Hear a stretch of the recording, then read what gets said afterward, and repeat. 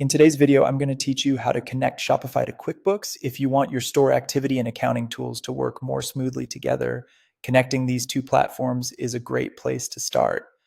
This can help streamline your bookkeeping and make it easier to keep track of sales information from your Shopify store inside QuickBooks. I'll walk you through the setup process clearly so you can follow along without confusion. To begin, open QuickBooks and sign into your account.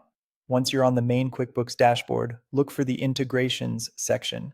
This is where QuickBooks lets you connect with outside apps and services, including e-commerce platforms like Shopify.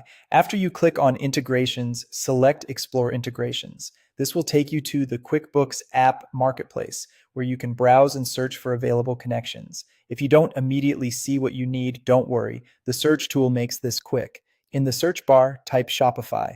From the results, choose Shopify Connector by QuickBooks. Make sure you select the connector that is specifically labeled for QuickBooks, since that will guide you through the official connection process. On the app page, click Get Integration Now. This starts the setup flow and brings you to the part where QuickBooks needs your Shopify store information. At this stage, you'll be asked to enter your Shopify store URL. Be sure to type the correct store address so the connection points to the right Shopify account. Once you've entered it, click Connect. Next, Shopify will prompt you to sign into your account if you aren't already logged in.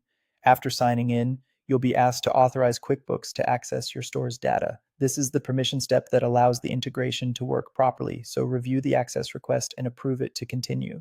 Once you authorize the connection, QuickBooks and Shopify will begin linking your accounts. Depending on your setup, the integration may take a few moments to finish. It's a good idea to stay on the page until the process completes so you can confirm that everything connected successfully.